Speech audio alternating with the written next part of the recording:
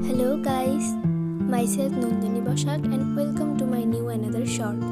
Guys, আজকে আমি তোমাদেরকে বানিয়ে দেখাবো গোলাপের পাপড়ি দিয়ে বা গোলাপ দিয়ে লিপস্টিক বা লিপ বাম।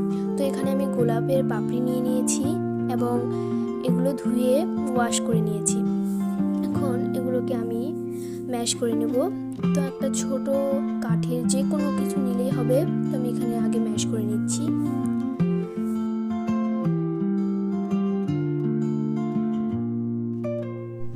আমার ম্যাশ করা হয়ে যাচ্ছে।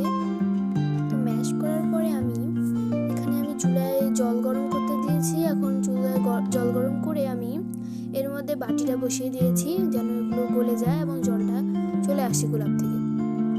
তো এখন গোলাপের পাপড়ির যে জলটা আছে সেটা আমি একটি ছাঁকনির উপরে দিয়ে দিলাম, আর ছাঁকনি থেকে একটা কাঁটা চামচ দিয়ে নিচে বাটিতে আমি জলগুলো ঝরিয়ে নিচ্ছি, গোলাপের যে জল আছে।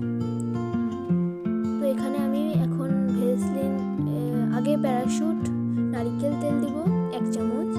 এখানে শীতের কারণে এটা অনেক জমে গেছে তাই এরকম লাগছে। এখন আমি ভ্যাসলিন দিয়ে দিচ্ছি। তোমরা স্ক্রিনে যেটুকু পরিমাণ দেখছো সেটুকু দিলেও হবে, তার থেকে কম দিলেও হবে। একটু ভ্যাসলিন দিয়ে দিলাম। এবার আমি এটাকে মিক্স করে নেব।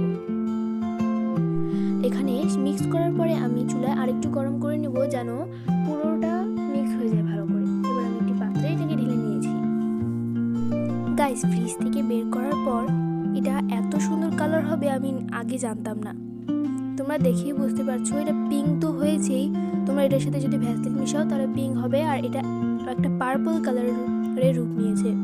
তো কালারটা জাস্ট ওয়াও, তোমরা ট্রাই করে দেখতে পারো।